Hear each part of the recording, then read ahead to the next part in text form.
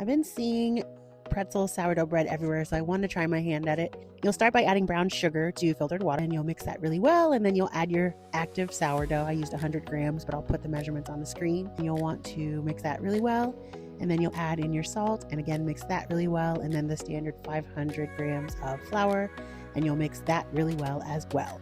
I decided to let this sit for 30 minutes to proof. This is the first round of stretch and folds after setting for 30 minutes directly after mixing. I switch it up in the middle here because I can tell that the gluten formation is starting pretty early, which is a good sign. And this is the second round of stretch and folds. You'll see that it's a little bit more stretchy. This is actually 67% hydration. It's not as stretchy as the 70 to 80% range, but it's starting to get there. You can tell because you can see the gluten form. You can see that it's a little tough. This is actually the third round. This is how I know it's the last round of stretch and folds, because you can see kind of how I'm struggling and using both hands to pull it. I don't want to overwork the dough, and this is how I know when it's ready. I'm poking it also, it's holding its form. It's ready for bulk fermentation.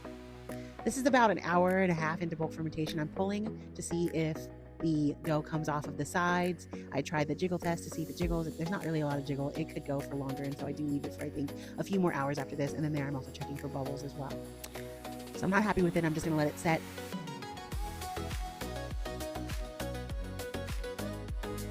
This is almost there, so I'm pulling it. I used to be afraid to touch the dough during bulk fermentation, and now I just don't care anymore, so I do.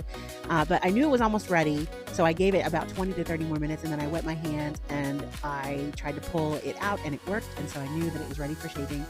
I like to shape on this wood top that we have. I do spray a little bit of oil there. I prefer that method to flour and even to water because it just helps me work my dough easier into its ball shape. And so this is me kind of stretching the dough out and rolling it, and I'm actually very proud of my bulk fermentation. The dough was really firm, it was really easy to shape, and it held its shape really well, and that's how I knew that it was exactly where it should be. You can see those bubbles on top as well.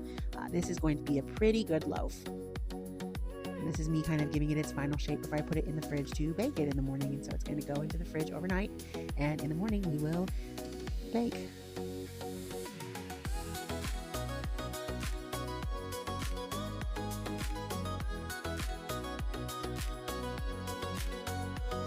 For the classic pretzel crust, you're going to want to use baking soda and give your loaf a baking soda bath. I also added some brown sugar because I like the way that tastes.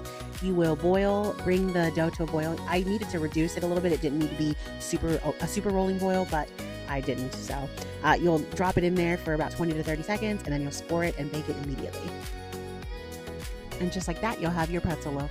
I hope you enjoy. Thanks for watching.